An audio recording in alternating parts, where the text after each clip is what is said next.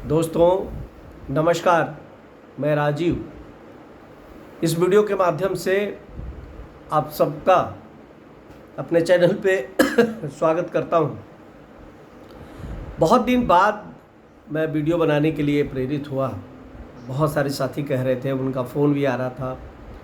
जो लोग टीआरई 2 की तैयारी में हैं उनमें से ज़्यादा का लोगों का फ़ोन आ रहा था और उसमें कुछ मेरे बहुत परिचित हैं, ख़ास हैं। उन लोगों का ये है कि सर सिलेबस क्या होगा, और कुछ लोग ग्रुप में भी लिख रहे हैं कि सर सिलेबस दे दिया जाए। दो बातें मैं बड़ी शालीनता के साथ आप लोगों के सामने रखना चाहता हूँ।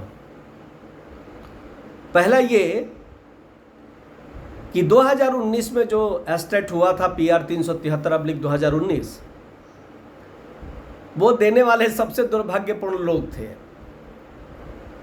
दुर्भाग्यवश कहें या उनकी किस्मत का खेल कहें या ये जो हमारे पास सरकार का तंत्र है उसकी विफलता कहें या सफलता कहें, जो भी आप सोच लें। एस्टेट का हम लोगों के पास 2019 में कोई सिलेबस नहीं था। ये कहा गया कि जो उस लेवल पे आप SCERT NCERT है वही पढ़ लीजिए, वही सिलेबस होगा। और हर सब्जेक्ट में जो क्वेश्चन का स्टैंडर्ड था वो इंडिया के उस सब्जेक्ट से संबंधित जो सबसे ऊंच एग्जामिनेशन होता है वहीं से वो क्वेश्चन उठाए गए थे। IIIT के क्वेश्चन थे साइंस और मैथ वगैरह में, नेट के थे हिंदी, इंग्लिश, सोशल साइंस में। खैर वो जो कुछ भी हुआ, 4 वर्षों तक जो कुछ भी हुआ वह पूरा देश राज्य जानता है कि हम लोग रोड पे घूमते रहे, टहलते रहे। अंततः सरकार ने हम लोगों के माथे पर एक बोझ डाला और कहा कि टीआरई होगा। टीआरए में भी दुर्भाग्यवश हम लोगों को जो बताया गया है सिलेबस, वो ये कहा गया कि जिस लेवल पे आप देने के लिए जा रहे हैं उस लेवल की NCERT और SCERT, NCERT और SCERT दोनों अपने पास लेके बैठ जाएं।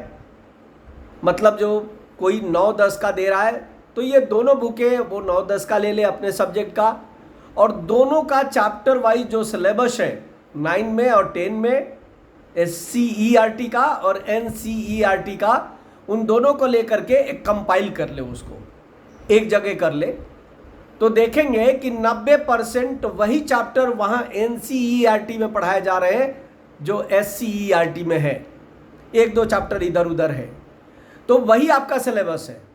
हम लोगों को यही कहा गया, और आप लोग यदि जागरूक होंगे तो देखे भी होंगे।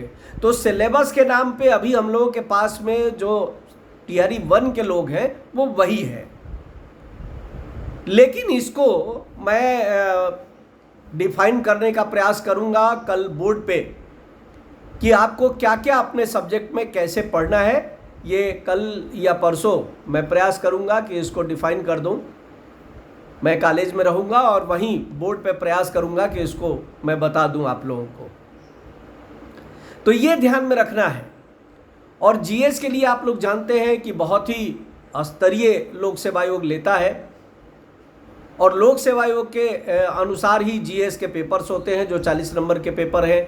उसमें मैथ भी है, उसमें आपको करंट अफेयर्स भी है, 1-2 क्वेश्चन बिहार से रिलेटेड होंगे, उसमें आपको साइंस के अच्छे खासे क्वेश्चन होते हैं, उसमें कुछ ज्योग्राफी के भी क्वेश्चन होंगे, इकोनॉमिक्स का भी होगा, पॉलिटी का भी होगा। इस तरह से सारे क्वेश्चन उसमें हिस्ट्री वगैरह मिला के होंगे। हिस्ट्री का सोशल साइंस में थोड़ा सा ज़्यादा संख्या रहता है, 8 या 10 हो जाएगा। तो ओवरऑल मिला के ये 40 का रेशियो बनेगा, और 80 क्वेश्चन आपके सब्जेक्ट से पूछे जाएंगे। यदि आप 9-10 दे रहे हैं और हिंदी दे रहे हैं, इंग्लिश दे रहे हैं, संस्कृत दे रहे हैं, उर्दू दे रहे हैं, बांग्ला दे रहे हैं, भोजपुरी दे रहे हैं, इस तरह की मैथिली है, तो वो 80 क्वेश्चन सीधे सीधे वहीं से रहेगा। लेकिन यदि हम साइंस दे रहे हैं तो इस बार ये देखा गया कि साइंस वालों के साथ कुछ क्वेश्चन, करीब करीब 20 क्वेश्चन ऐसे, जैसा वो लोग बता रहे, वो आपको फिजिक्स से भी था वहाँ। तो ये एक आपको थोड़ा ध्यान रखना होगा। और यदि सोशल साइंस की बात करें तो इस बार जो एस्टेट हुआ है उसमें चारों पेपर पढ़ना है। मतलब चारों पेपर आपको पढ़ना है, हिस्ट्री, पॉलिटिकल साइंस, इकोनॉमिक्स और ज्योग्राफी, ये चारों पेपर वहाँ पढ़ना है। इसका मतलब है कि 80 क्वेश्चन आ रहा है तो 20 क्वेश्चन आएंगे, 20 ज्योग्राफी से होगा, 20 आपको पॉलिटिकल साइंस से होगा, 20 इकोनॉमिक्स के साथ होगा और 20 क्वेश्चन आपको पॉलिटिकल साइंस हिस्ट्री के साथ होगा। तो ये इस तरह का आपका सिलेबस है। उस सिलेबस को आप ध्यान से पढ़िए और ध्यान से उसको देख करके और उस मैटर को ही आप पढ़ने का प्रयास करिए। सोशल साइंस में जहाँ तक बात है, सोशल साइंस में ये एरिया बहुत ही ब्रॉड है। खास करके यदि हिस्ट्री की मैं बात करूँ तो हिस्ट्री में आपको इंडियन हिस्ट्री भी पढ़नी है और उसमें वर्ल्ड हिस्ट्री भी पढ़नी है और दोनों से क्वेश्चन पूछे जा रहे हैं। इस बार जितने यूट्यूब पे लोग पढ़ा रहे थे वो सब लोग करीब करीब फेल रहे हैं और सब लोगों ने अपनी गलती भी स्वीकार की है, यदि ईमानदारी के साथ तो कहें, क्योंकि सब लोगों ने सिर्फ सोशल साइंस के लोगों को रटवाया कि भाई हिस्ट्री रट लो, वर्ल्ड हिस्ट्री बस यहीं से आ जाएगा, ठीक है। और वहाँ इंडियन कॉन्स्टिट्यूशन और इंडियन पॉलिटिकल सिस्टम की बात की, लोकतंत्र पे कम लोगों ने ध्यान दिया था। तो ये सारा एक सिलेबस का स्ट्रक्चर है जो मैंने बता दिया है और आप लोग मुझे लगता है कि ध्यान से उसको सुन भी लिए होंगे और इस वीडियो को ज़्यादा से ज़्यादा शेयर कीजिए।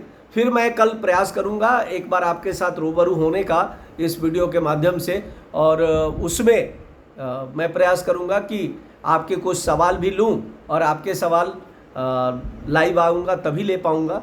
तो मैं प्रयास करूंगा कि 2 से 3 दिन के अंदर एक सिलेबस आपके पास में रख दूं और सिलेबस वही होगा, सिलेबस उससे अलग नहीं जाने वाला है, ठीक है। सो धन्यवाद, सबको शुभ रात्रि।